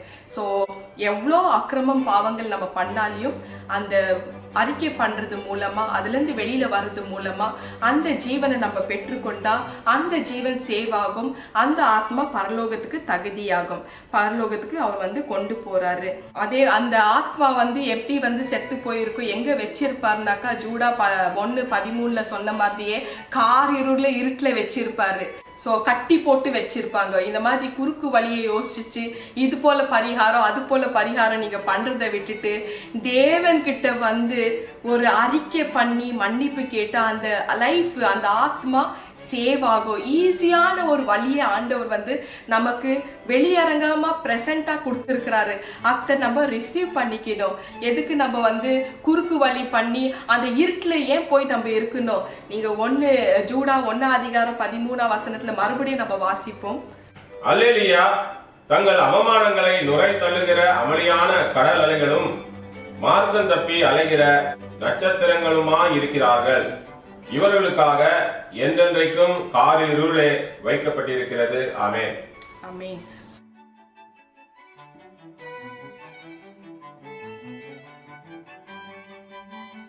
அவங்களுக்கு டெஃபினட்டா அந்த இடம் வந்து ஆல்ரெடி அலர்ட் பண்ணிட்டு இருக்கிறாரு. அலாட்டட் அவங்களுக்குன்னு வச்சாச்சு, கார் இருட்டான இடத்துல வச்சாச்சு. ஸோ இப்போ வந்து எசேக்கியேல் 18ஆம் அதிகாரத்துல 4ஆம் வசனத்தின் படி பாவம் செய்கிற மனிதன், அதாவது பாவம் செய்கிற ஆத்மா சாகும், வேற வழியே இல்லை. ஸோ இந்த பாவத்திலேருந்து எப்படி வெளியில வரணுன்றத நம்ம வந்து முயற்சி பண்ணோம். அநேக பாவங்கள் இருக்கு இந்த உலகத்துல, தேவ ஆவியானவர் தெரியப்படுத்துறாரு. ஓரினர் சேர்க்கை, பிள்ளைகள் வந்து பெண் பிள்ளைகள் வந்து பெண் பிள்ளைகளோ ஆண் பிள்ளைகளோ கிறிஸ்துவோட ரத்தத்துல, ஏசப்பாவோட ரத்தத்துல கழுவப்பட்ட பிறக்கோ ஓரினர் சேர்க்கை வந்து அது ஈஸியா பண்ணிட்டு இருக்கிறாங்க. அது தப்பு தெரிஞ்சோ அதுல வந்து அடிமை ஆயிட்டு இருக்கிறாங்க. இன்னும் சிலர் வந்து குடியில போதையில வந்து அடிமை ஆயிட்டு இருக்கிறாங்க. இதெல்லாம் பாவத்தின் பட்டியல். இன்னும் சிலர் வந்து ட்ரக் அடிக்டட் ஆகி அந்த ஒரு 2 ஆண் பிள்ளைகள் வந்து ப்ரேயர் ரிக்வெஸ்ட் எனக்கு வருது. 2 பேரும் ட்ரக்ல பாதிக்கப்பட்டிருக்கிறாங்க. அதுவும் அல்லாம அவங்க வந்து ட்ரக்கை வந்து அந்த 2 ஆண் பிள்ளைகள் வந்து விற்கவும் செய்யறாங்க. எத்தனை வாலிப பிள்ளைகள் வந்து அதுல அடிமையா இருப்பாங்க. எத்தனை குடும்பத்துல அந்த தாய் தகப்பன் வேதனையோடு வலியோடு இருப்பாங்க. பிள்ளைகளை வந்து நம்பி ஒரு தூரமா ஒரு காலேஜுக்கு ஸ்கூலுக்கோ படிக்கிறதுக்கு, ஹாஸ்டல்ல தங்கி படிக்கிறதுக்கு பேரண்ட்ஸ் வந்து நம்பிக்கையோடு அனுப்பி விடுறாங்க. இது போல காரியங்களுக்கு வந்து இந்த வாலிப பிள்ளைகளே வந்து விற்க ஆரம்பிக்கிறாங்க, ட்ரக்கை வந்து விற்க ஆரம்பிக்கிறாங்க. அந்த பிள்ளைகளோ வந்து அதை வாங்கி தன்னோட வாழ்க்கைய அழிச்சு போயிட்டு இருக்கிறாங்க. இப்போ ஒரு தாயோட ப்ரேயர் ரிக்வெஸ்ட் எப்படி வருதுன்னா, என் பிள்ளைகளுக்கு வந்து வார்னிங் கொடுத்துருக்குறாங்க, வந்து போலீஸ் வந்து அரெஸ்ட் பண்ணி போயிருக்கிறாங்க. அப்போ நான் போய் அவங்கள ஜெயிலில் இருந்தாங்க, 1 வருஷம் இருந்தாரு. அதுக்கப்புறம் நான் போய் அவங்களுக்கு காசெல்லாம் கொடுத்து ஜாமீனில் கொண்டு வந்துட்டேன். இப்போ வந்து அவங்களுக்கு வந்து அடுத்த காலிங்க்கு வந்து எங்களை கூப்பிட்டு இருக்கிறாங்க. இப்போ அந்த பையன், என்னோட பையன் வந்து தலைமறைவாக இருக்கிறாரு, அவருக்காக நீங்கள் ஜெபம் பண்ணுங்க. எப்படி ஜெபம் பண்ணனாக்கா அந்த கேஸ் அப்படியே க்ளோஸ் பண்ணிடணும், அதுக்காக நீங்கள் ஜெபம் பண்ணுங்க. நியாயமே இல்லையே, இந்த ப்ரேயர் வந்து நியாயமே இல்லையே, நீதியே இல்லையே. என்ன நீதி? உங்க 2 பிள்ளைகளோட லைஃப்பை தான் நீங்க பார்த்தீங்க தவிர அந்த போதை பொருட்கள் வந்து எத்தனை பேர் பிள்ளைகள் அஃபெக்ட் ஆயிருக்கிறாங்கோ, எத்தனை தாய்மார்கள் தந்தைமார்கள் இதுல உடைஞ்சு போயிருப்பாங்க. ஸோ நீதி செய்யற தேவன் அவங்களுக்கு ஒரே ஒரு வார்த்தை என்னன்னாக்கா, அவங்க பனிஷ்மெண்ட் அனுபவிக்கணும்னாக்கா அனுபவிக்கட்டும், அப்பதான் அவங்க மன திருந்தல் ஆவாங்க. போய் ஜாமீன் கொடுத்து கொண்டு வந்து சேர்த்துட்டு இருந்தாக்கா அது நீதி கிடையாது. ஸோ நீதி உள்ள தேவன், ஹீஸ் அ ஜட்ஜ். அவருக்கு நம்ம ஃபியர் பண்ணணும். ஏன்னா எத்தனை வாலிப பிள்ளைகளோட லைஃப் இதுல வந்து பாதிக்கப்பட்டு இருக்கு. அதுக்கப்புறமா இன்டர்நெட் போர்னோகிராஃபி, ஆபாச படங்களை வந்து வாலிப பிள்ளைகள் வந்து போஸ்ட் பண்ண ஆரம்பிக்கிறாங்க. எப்படி ஆரம்பிக்கிறாங்கன்னா, இன்ஸ்டாகிராம் மூலமா, வாட்ஸ்அப் மூலமா, ஃபேஸ்புக் மூலமா, ஸ்கிரீன்ஷாட் மூலமா இச்சைகள் தூண்டி விடுற ஆவிகள். ஸோ அந்த பக்கம்லேருந்து ஃபாலோவர்ஸ் வராங்க. அவங்க வந்து வாலிப பிள்ளைகள் மாதிரி ஒரு பிக்சரை போஸ்ட் போடுறாங்க. ஆனால் அவங்கள பார்த்து எல்லாம் கிழவனுங்க. ஸோ இது போல வந்து வாலிப பிள்ளைகள் அடிமை ஆயிருக்கிறாங்க. இதெல்லாம் பாவம்ன்று தெரிஞ்சோ அதில் அடிமை ஆயிருக்கிறாங்க. இன்னும் சிலர் வந்து லிவிங் டுகெதர், இந்த லிவிங் டுகெதருக்கு பேரண்ட்ஸே ஒத்துழைக்கிறாங்க. பாவத்துக்கு கூடுதல் பாவம் அவங்களே காரணமா இருக்கிறாங்க. அவங்களுக்கு வந்து சில சொந்தக்காரங்களும் என்கரேஜ் பண்றாங்க, அது வீடை கொடுத்து என்கரேஜ் பண்றாங்க. பாவம் வேறு பரிசுத்தம் வேறு தெரியாத செத்து கெடுக்கிற இந்த உள்ளான ஆத்மாவுக்கு தான் தேவன் வந்து ஜீவனை கொடுக்க விரும்புறார். பாவம் செய்கிற மனிதன் அவனோட ஆத்மா சாகும்ன்றது எழுதி இருக்கு. பாவம் எது பரிசுத்தம் எதுன்னு அந்த டிஃப்ரென்ஸ் நம்ம தெரிஞ்சுக்கணும். இதுல இருந்து பிள்ளைகள் வந்து மனம் திருத்தலாகி மாத்திக்கங்க, ஆத்மா சேவ் பண்ணிக்கங்க. வாசிப்போம். ரோமன்ஸ் 6ஆம் அதிகாரத்துல 4ஆம் வசனம்.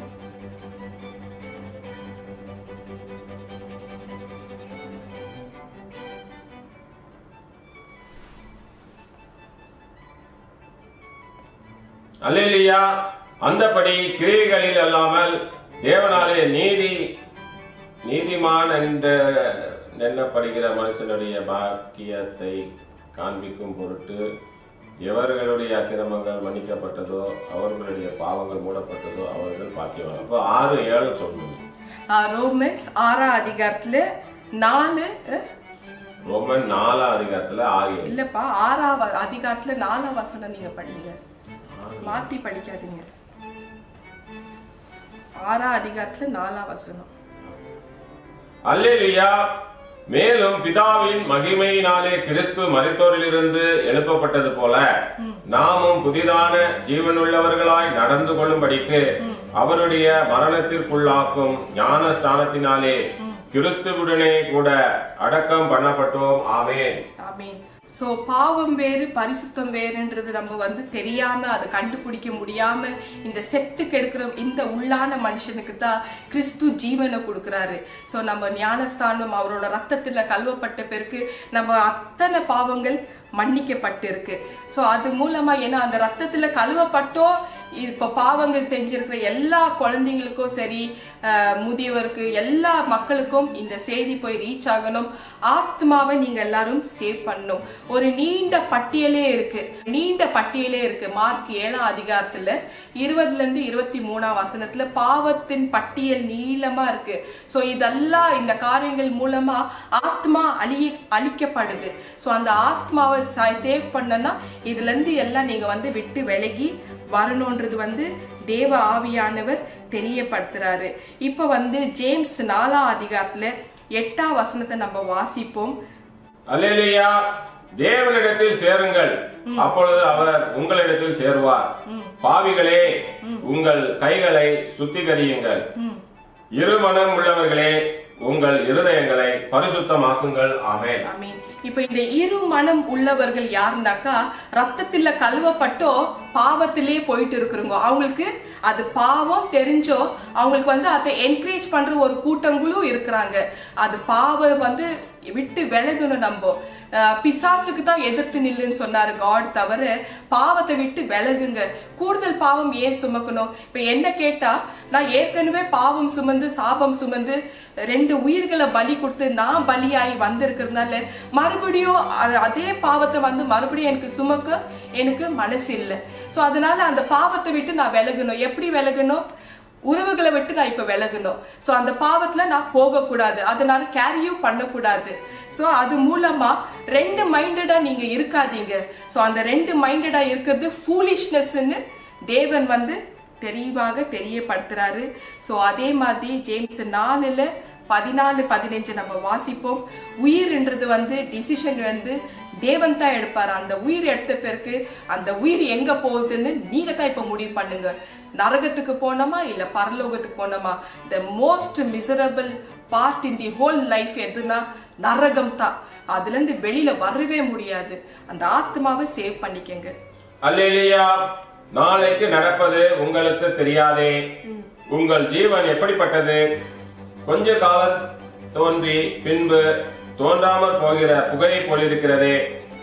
ஆதலால் ஆண்டவருக்கு சித்தமானால் நாங்களும் உயிரோடு இருந்தால் இன்னின்னத்தை செய்வோம் என்று சொல்ல வேண்டும். ஆமென். ஆமென். தயவு செஞ்சு நீங்க உயிரோட இருந்தாக்கா திருத்தி வழிகளை காமிங்க, தவிர என்கரேஜ் பண்ணி கூடுதல் பாவத்தை சுமக்காதீங்க. சோ தேவனோட வார்த்தைகள் கேட்டு நடக்கிறவங்களுக்கு நித்திய ஜீவன் கன்ஃபர்ம்டு. ஸோ இந்த அழிந்து போற ஆத்மாவுக்கு தான் தேவன் ஆண்டவராகிய இயேசு கிறிஸ்து என்ன சொல்றாரு? இந்த அழிந்து போற ஜீவன்களுக்கு தான் ஜான் 1ஆம் அதிகாரத்துல 4ஆம் வசனத்தின் படி அவருக்குள் ஜீவன் இருந்தது, அந்த ஜீவன் மனுஷனுக்குள் ஒளியாக இருந்தது, இருள் அவனை வந்து அந்த அந்த ஒளியை வந்து பற்றி கொள்ளுவது இல்லைன்னு சொல்லிட்டு அந்த இருட்டா இருந்தாலையும் அங்க வந்து அவங்கள வந்து டச்சே பண்ணாது, அந்த மனுஷனை டச்சே பண்ணாது. வாசிப்போம் ஜான் 1ஆம் அதிகாரத்துல 4-5 வசனம். அல்லேலூயா. அவருக்குள் ஜீவன் இருந்தது, அந்த ஜீவன் மனுஷருக்கு ஒளியாய் இருந்தது, அந்த ஒளி இருளிலே பிரகாசிக்கிறது, இருளானது அதை பற்றி கொள்ளவில்லை. ஆமென். ஆமென். சோ இது போல இருட்டா இருந்து இருட்டுல நம்ம வந்து அந்த ஆத்மா அழிஞ்சு குறுக்கு வழியில நான் பண்றதா கரெக்ட்னு இருட்டுல அந்த பிளேஸ்ல போறதை விட நம்ம அந்த ஜீவன் ஒளியை வந்து நம்ம பற்றி கொண்டால் அந்த ஜீவன் வந்து நம்மளுக்கு வெளிச்சத்தை கொடுக்கும். அது இருட்டு வந்து நம்ம கிட்டே வராது. ஸோ அந்த வெளிச்சத்துல நம்ம வந்துடும். உலகத்தில் உள்ள சகல பாவங்களுக்கு வந்து மன்னிப்பு உண்டு. ஆனா அந்த இருட்டுல நீங்க போவாதீங்க. வெளிச்சத்துல வந்து சேவ் யுவர் லைஃப், முறையான வாழ்க்கையை எல்லாரும் வாழுவோம். ஸோ முறைன்றது ரொம்ப ரொம்ப இம்பார்ட்டண்ட். ஸோ இந்த வெளிச்சத்தை வந்து நம்ம வந்து பெற்று கொள்ளணும்ன்றது தேவ ஆவியானவரோட விருப்பம். ஜான் 8ஆம் அதிகாரத்துல 11-12 படி இயேசு கிட்ட வந்து ஒரு விபச்சாரி வந்து கையுமா பிடிபட்டு இயேசுக்கு முன்னாடி வந்து கொண்டு வந்து நிறுத்துறாரு. இயேசு அவங்கள பார்த்து உத்து பார்த்து என்ன சொல்றாரு நம்ம பார்ப்போம். அல்லேலூயா. அதற்கு அவள், இல்லை ஆண்டவரே என்றாள். இயேசு அவளை நோக்கி, நானும் உன்னை ஆக்கினைக்குள்ளாக தீர்க்கிறதில்லை, நீ போ, இனி பாவம் செய்யாதே என்றார். மறுபடியும் இயேசு ஜனங்களை நோக்கி, நான் உலகத்திற்கு ஒளியாய் இருக்கிறேன், என்னை பின்பற்றுகிறவன் இருளிலே நடவாமல் ஜீவ ஒளியை அடைந்திருப்பான் என்றார். ஆமென். ஆமென். சோ ஒரே நொடியில அவங்களோட பாவ வாழ்க்கையை தேவன் வந்து மாத்திட்டாரு. அவரால் செய்யக்கூடாத அதிசயமான காரியங்கள் ஒன்றும் இல்லை. அவரை வந்து பின்பற்றினா போதும். அவர் வந்து நம்மளுக்கு ஜீவ ஒளியா இருக்கிறாரு. அந்த ஜீவ ஒளியை தான் நம்ம வந்து ரிசீவ் பண்ணிக்கணும். சோ அந்த ஜீவ ஒளி, சோ ஒரு வார்த்தை சொன்னாரு, நான் உலகத்துக்கு வெளிச்சமாய் இருக்கிறேன். அவர் வெளிச்சத்தின் தேவன், இருட்டு கிடையாது. நான் உலகத்துக்கு வெளிச்சமா இருக்கிறேன், நான் உலகத்துக்கு ஒளியா இருக்கிறேன். என் இடத்தில் வருவங்க வந்து இருளில் வந்து நடக்கவே மாட்டாங்க. சோ அப்படிப்பட்ட ஒரு ஜீவ ஒளி அடைந்திருப்பான், என் ஜீவனை அவன் பெற்று கொண்டிருப்பான் சொல்லிட்டு ஆண்டவராகிய இயேசு கிறிஸ்து இந்த வசனத்துல தெளிவாக தெரியப்படுத்தியிருக்கிறாரு.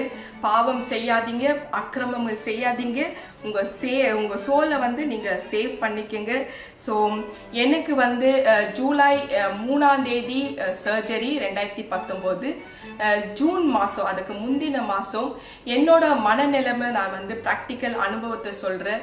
எனக்கு வந்து அவ்வளோ இருட்டு, வாழ்க்கையே இருட்டாக இருந்தது. என்னை சுற்றி என்ன நடக்குதுன்னு தெரியல. அவ்வளோ கஷ்டங்கள், பாடுகள், துக்கங்கள், கவலைகள், இழப்புக்கு மேலே இழப்பு, அவ்வளோ ஒரு சூழ்நிலை வந்து என் லைஃப்பை நான் வந்து முடிச்சுக்கணுன்றது வந்து ஒரு டிசைட் பண்ணிட்டேன் நான். ஸோ டிசைட் பண்ணிட்டு தற்கொலை இப்போ பண்ணிக்கணும், அவ்வளோதான். ஸோ போய் வந்து நின்றுட்டு இருக்கிறேன் என்னோட பால்கனியில். தேவ ஆவியானவர் இறங்கி ஒரு காத்து போல், அன்னைக்கு தான் ஃபஸ்ட்டு அவரோட வார்த்தையை நான் வந்து குரலை கேட்குறேன் நான். அவர் வந்து பேசுகிறாரு. இப்படி தடவி பார்க்குற யாருமே இல்லை, ஆனால் ஒருத்தர் நின்றுட்டு இருக்கிறாருன்றது அந்த உணர்வை எனக்கு கொடுத்தாரு. என்னோட உண்மையான அனுபவம், ப்ராக்டிக்கல் அனுபவம். அவர் சொன்ன ஒரு ஸ்டோரி வந்து எப்படின்னாக்கா, 2000 வருஷத்துக்கு முன்னாடி ஏசப்பா தேவாதி தேவன் மனு உருவ கொண்டு இறங்கி வந்தார். அவர் உன்னோட பாடுகள், வலிகள், வேதனைகள், துக்கங்கள், கவலைகள் எல்லா பாரத்தையும் அவர் சுமந்தார். அந்த கல்வாரி சிலுவையை காமிச்சார், அவரோட காயங்கள் காமிச்சார், அவரோட தழும்புகளை காமிச்சார், அவரோட முள்முடி சூட்டி இருக்கிறது காமிச்சார், ஒடும்பெல்லாம் ரத்தம், அதெல்லாம் வந்து அது காமிச்சக்குள்ள அந்த கல்வாரி காட்சியும் எனக்கு காமிச்சார். கலாத்தியன் 3:1 சொன்ன மாதிரி, 1 கொரிந்தியன் 1:23 சொன்ன மாதிரி நம்ம வாசிப்போம். கலாத்தியன் 3ஆம் அதிகாரத்துல 1ஆம் வசனம். அல்லேலூயா. புத்தி இல்லாத கலாத்தியரே, நீங்கள் சத்தியத்திற்கு கீழ்ப்படியாமல் போகாததற்காக உங்களை மயக்கினவன் யார்? இயேசு கிறிஸ்து சிலுவையில் அறையப்பட்டவராக உங்கள் கண்களுக்கு முன் பிரத்யட்சமாய் உங்களுக்குள்ளே வெளிப்படுத்தப்பட்டிருந்தாரே. ஆமென். சோ அந்த மாதிரி ஒரு பிரத்யட்சமான ஒரு காட்சி, அந்த கல்வாரி சிலுவையில தொங்கி இருக்கிற அந்த காட்சி எனக்கு வந்து காமிச்சார். அந்த விஷனோட காமிச்சாரு. என் உள்ளம் அப்படியே ஒடிஞ்சு போச்சு. எனக்கு வந்து எனக்குள்ள வந்து ஒரு மாற்றம் வந்துடுச்சு. எதுக்கு நான் சாகணுன்ற வந்து எண்ணம் எனக்குள்ள வந்துட்டு நான் வந்து ரிட்டர்ன் வந்துட்டேன். ஆனால் ரிட்டர்ன் வரக்குள்ள ரொம்பவே மன கசந்து அழுத. அவர் என்ன சொன்னார்னா, உனக்காக அவர் உயிரே கொடுத்தாரு, நீ எதுக்கு உயிரை விடணும்? உன் ஆத்மா வாழணும். உன் கூட நான் எப்போதும் இருப்பேன், எப்போதும் பேசுவேன், உன் கூட எப்போதும் நான் துணையா இருப்பேன். இந்த நாள், இந்த நொடி வரைக்கும் என் கூட அவர் வந்து இருக்கிற இருக்கிறாரு, பேசிட்டு இருக்கிறாரு. ஸோ என் வாழ்க்கையை வந்து மாத்தி விட்டாரு. என் உள்ளத்துல வந்து ஒரு தெய்வீகம் எனக்குள்ள அப்படியே இறங்கி வந்தது. எனக்குள் ஒரு ஜீவன், புது ஜீவன் வந்தது. இந்த ஜீவனை கொடுத்த அந்த ஏசப்பாக்கு வந்து நான் உண்மையாக வாழணும்னு நான் விருப்பப்பட்டு இப்ப வரைக்கும் அவருக்கு உண்மையா தான் வாழ்ந்துட்டு இருக்கிறேன். அவரோட பணிகளை வந்து நான் முழு மனதோட வந்து நான் செஞ்சுட்டு இருக்கிறேன். இந்த ஜீவனை கொடுக்கறதா ஏசப்பா இறங்கி வந்தாருன்றது வந்து எனக்கு தேவ ஆவியானவர் தெளிவாக தெரியப்படுத்துறாரு. உனக்காகத்தான் அவர் வந்து ஜீவனை கொடுத்திருக்கிறாரு. இந்த ஜீவன் வந்து பரிபூர்ணப்படணும்.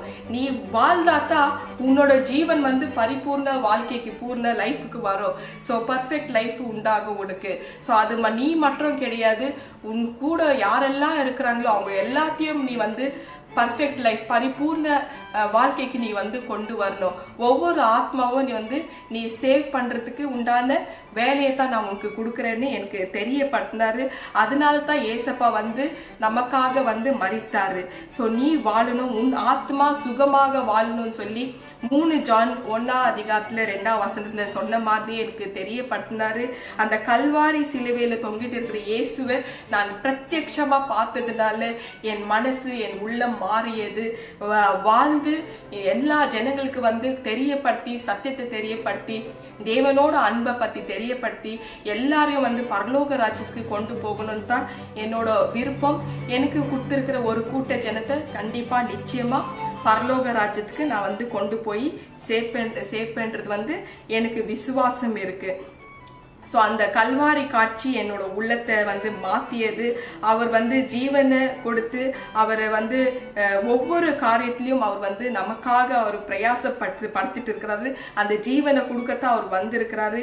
என் வாழ்க்கை மாறின மாதிரி அந்த காட்சி, நான் கண்ட காட்சி, என் உள்ளம் எப்படி உருகியதோ எல்லாருக்குமே அந்த காட்சியை காமிப்பாரு. தற்கொலை யாரெல்லாம் பண்ணிக்கிறாங்களோ ஒரு நாள், ஒரு நொடி அந்த சிலுவை தொங்குற சிலுவை நாதரை பாருங்க. நீங்க கொலை பண்றக்குள்ளோ இல்ல தற்கொலை பண்றக்குள்ளோ அந்த சிலுவை காட்சி உங்க கண்ணுக்கு முன்னாடி வந்தக்குள்ளோ நீங்க ஏன் சாகணும்? ஏன்னா உங்களோட மரணம் தான் ஏற்கனவே ஒவ்வொருத்துக்காக ஒவ்வொரு மரணத்தையும் அவர் ருசி பார்த்தாருன்னு ஹெப்ரூஸ் 2:9 சொல்லி இருக்கிறாரு. ஸோ ஒவ்வொரு மரணத்தையும் அவர் ருசி பார்த்தாச்சு. ஸோ நம்ம எதுக்கு சாகணும்? நம்ம சாகிறதுனால ஒரு பிரயோஜனம் இல்லை, ஆத்மா அழிஞ்சு போயிடும். நம்மளோட வாழ்க்கை, நம்மளோட லைஃப் நித்திய ஜீவன் போகணும். அந்த ஒரு டார்கெட் நம்ம வச்சுப்போம்.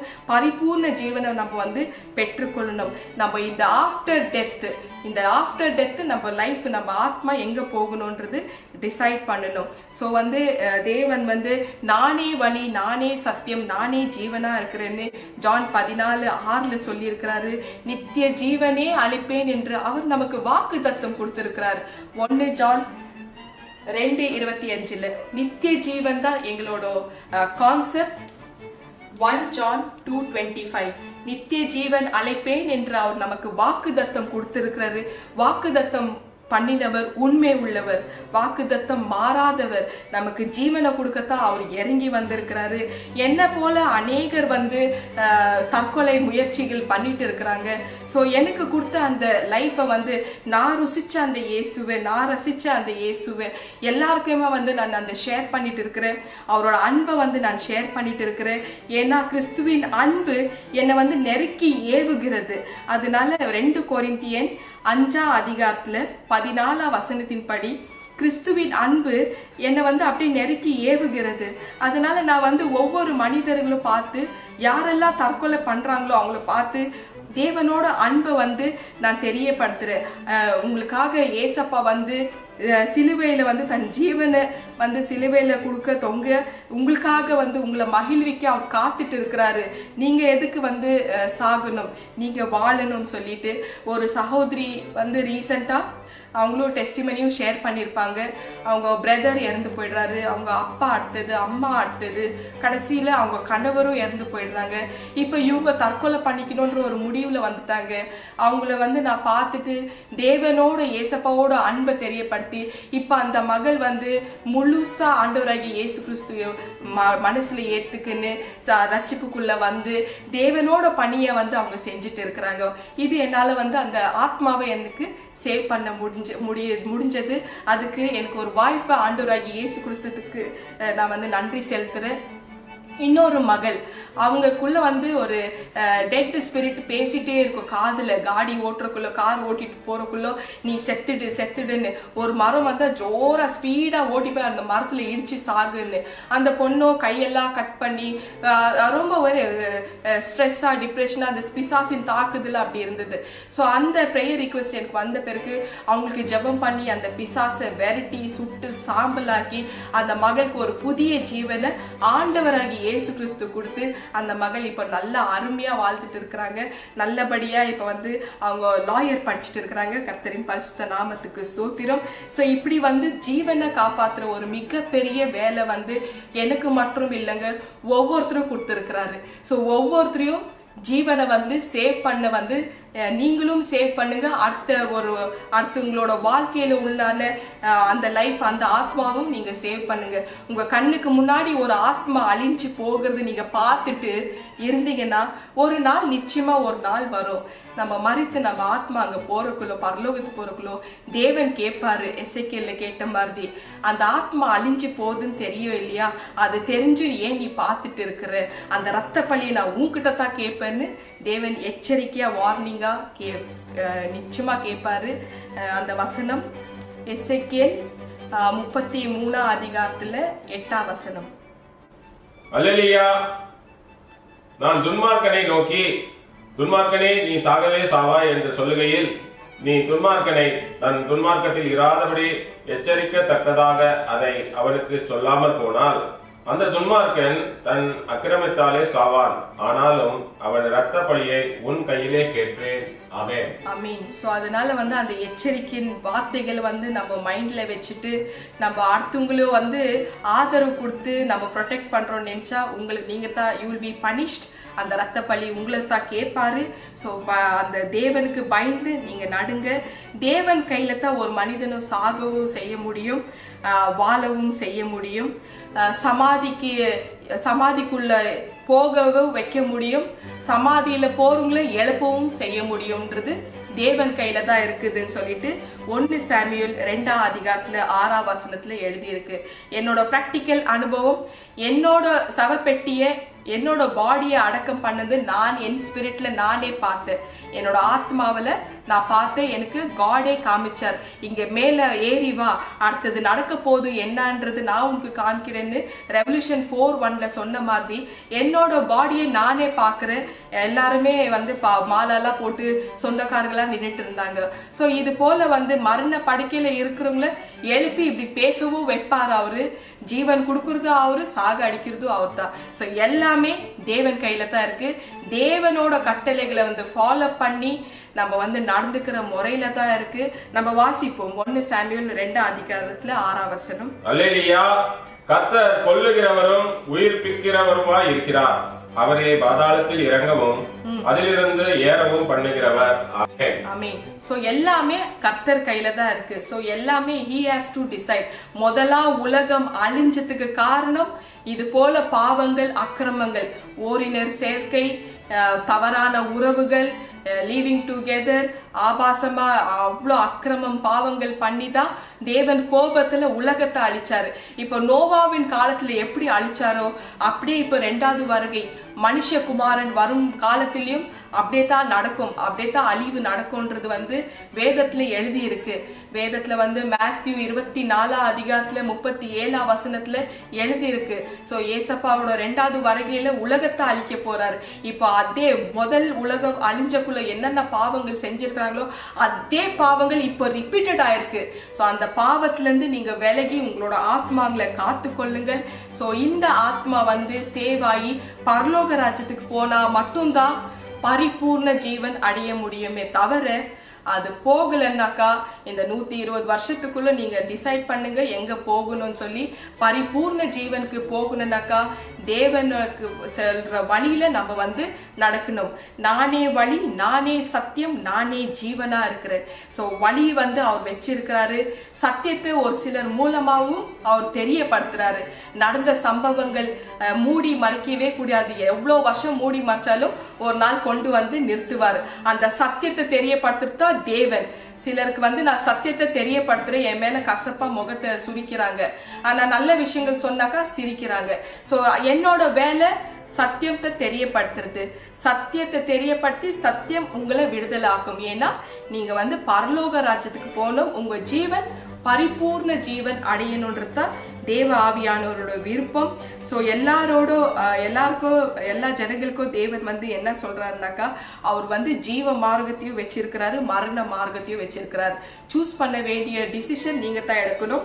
ஜெரமியா 21:8 அல்லேலூயா. பின்னையும் அவர் இந்த ஜனங்களை நோக்கி, இதோ நான் உங்கள் முன்னே ஜீவ வழியையும் மரண வழியையும் வைக்கிறேன் என்று கர்த்தர் சொல்கிறார். ஆமென். ஆமென். சோ கர்த்தருக்கு பயந்து ஜீவ வழியா இல்ல மரண வழியான்றது நீங்க தான் டிசைட் பண்ணீங்க. அந்த ஆத்மாவுக்கு ஜீவனை கொடுக்கத்தான் தேவாதி தேவன் மனு உருவம் கொண்டு இறங்கி வந்தார். நீங்க ஒரு தடவை உங்க லைஃபை யோசிச்சு பாருங்க. அக்கிரமம் பாவங்கள் பண்றதுக்கு முன்னாடி அந்த கல்வாரி சிலுவையில தொங்குற அந்த சிலுவை நாதரை பார்த்து மனம் திரும்புதல் ஆவுங்க. இந்த செய்தி மூலமா அநேகருக்கு பிரயோஜனமா இருக்கும்னு நான் கர்த்தருக்குள்ள விசுவாசிக்கிறேன். எல்லாரும் அவங்கள ஆத்மாவங்களை சேவ் பண்ணுங்க. உங்க சார்ந்த ஆத்மாவங்களும் சேவ் பண்ண முயற்சியாவது பண்ணுங்க. கர்த்தரின் பரிசுத்த நாமத்துக்கு ஸ்தோத்திரம். நம்ம ஜெபிப்போம். அன்பின் பரலோக தந்தையே, அப்பா ஆண்டவரே, பரிபூர்ண ஜீவனை குறித்து என் மூலமா நீங்க பேசுனதுக்காக நன்றி அப்பா. எங்க ஆத்மாவை நாங்க காத்துக்கணும்னு ஆண்டவரே நீங்க பண்ற ஒவ்வொரு பிரயாசம் ஆண்டவரே எங்களோட மனம் திருந்தலாகி அந்த ஆத்மாவை சேவ் பண்ணி எப்படியாச்சும் நித்திய ஜீவனுக்கு பரலோக ராஜ்யத்துக்கு கொண்டு போய் பிதா கிட்ட நிக்க வைக்கணும்ன்றது ஆண்டவரே நீங்க என் மூலமா தெரியப்படுத்துறதுக்காக நன்றி அப்பா. ஒவ்வொரு ஆத்மா எவ்வளவு ப்ரெஷஸ்ன்றது தெரியப்படுத்தி இருக்கிறாங்க ஆண்டவரே. ஏன்னா தேவன் தன்னோட ஜீவ சுவாசத்தை கொடுத்து எங்களுக்கு உயிர் கொடுத்திருக்கிறாரு. அந்த உயிரை நாங்க பிதாவுக்கு சொந்தமான உயிர் பிதா கிட்ட தான் போகணும் தவிர பாதாளத்துல பிசாசு கையில அந்த இருட்டான இடத்துல எங்களோட ஆத்மா போகவே கூடாது. அழிந்து போற ஆத்மாக்களை ஆண்டவரே நீங்க காப்பாத்திட்டு இருக்கிறீங்க. அந்த செத்து போன ஆத்மாங்களுக்கு உயிர் கொடுக்கத்தான் நீங்க பூமிக்கு இறங்கி வந்திருக்கிறீங்கன்றது இந்த செய்தி மூலமா தெரியப்படுத்துறதுக்காக நன்றி அப்பா. ஒவ்வொரு ஆத்மாவும் இந்த செய்தி மூலமா பாதுகாக்கப்படணும்.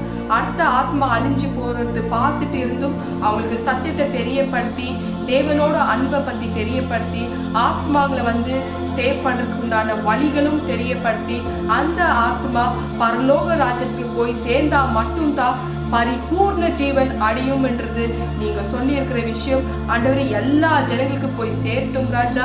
அநேகர் இந்த செய்தியை எல்லாருக்கும் பருவம் செய்யட்டும் ராஜா. அதுக்காக நான் ஜெபிக்கிறேன் அப்பா.